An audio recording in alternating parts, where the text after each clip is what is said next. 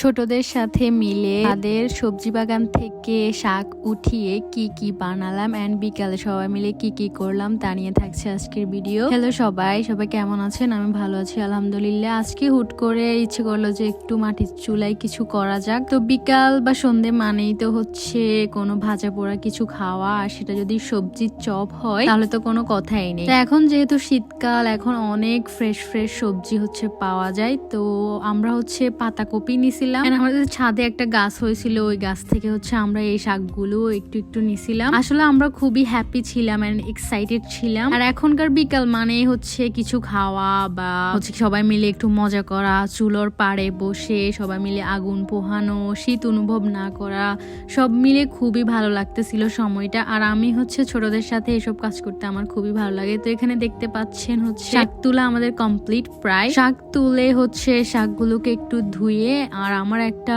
ভাইজি ছিল, ও হচ্ছে অনেক ছোট বাট ও অনেক কাজ পারে আর ও এগুলো খুবই এনজয় করে। ও বলতেছে যে ও সব কাটাকুটি করবে। আমি হচ্ছে সবকিছু ম্যারিনেশন হচ্ছে আমি করেছি, বা আটা মাখাটা আমি করেছি। এখান দিয়ে হচ্ছে আমার ভাই আগুন দিয়ে দেয় চুলার মধ্যে। তো দেখতেছেন অনেক ধোঁয়া উঠতেছিল, আর এই ফাঁকে আমি ভাবতেছিলাম যে এগুলো কাটাকুটি করতে করতে একটু চা বানিয়ে। তো তারপর হচ্ছে সব কাটাকুটি কমপ্লিট হওয়ার পর আমি আটাটা একটু মেখে নিই।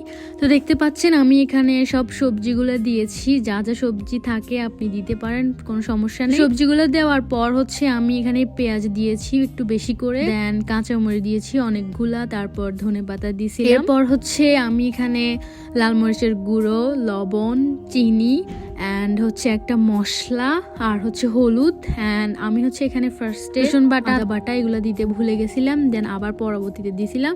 এরপর হচ্ছে চালের গুঁড়া দিয়ে দিই, আর একটু ক্রিস্পিনেস আনার জন্য হচ্ছে আবার একটু আটাও ইউজ করি এটার মধ্যে। দেন এগুলাকে খুব ভালোভাবে হচ্ছে আমি মেখে মেখে নিচ্ছিলাম এন্ড পরিমাণ মতো পানি দিয়ে নিচ্ছিলাম।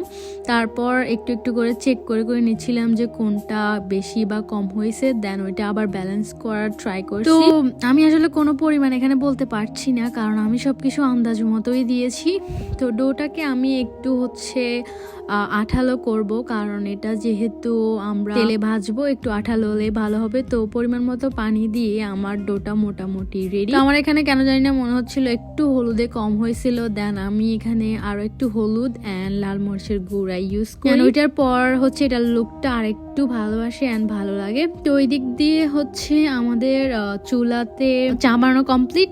তো চুলায় হচ্ছে আমরা একটা কড়াই দিয়ে হচ্ছে তেল দিয়ে দিছিলাম। তো তেল গরম হওয়ার জন্য অপেক্ষার পর হচ্ছে আমরা এট লাস্ট আমাদের সবজির পিঠাগুলা দিচ্ছিলাম। এন্ড ফার্স্টে আমি অনেক ভয় পাচ্ছিলাম, কারণ আমি এত বেশি ইউজ টু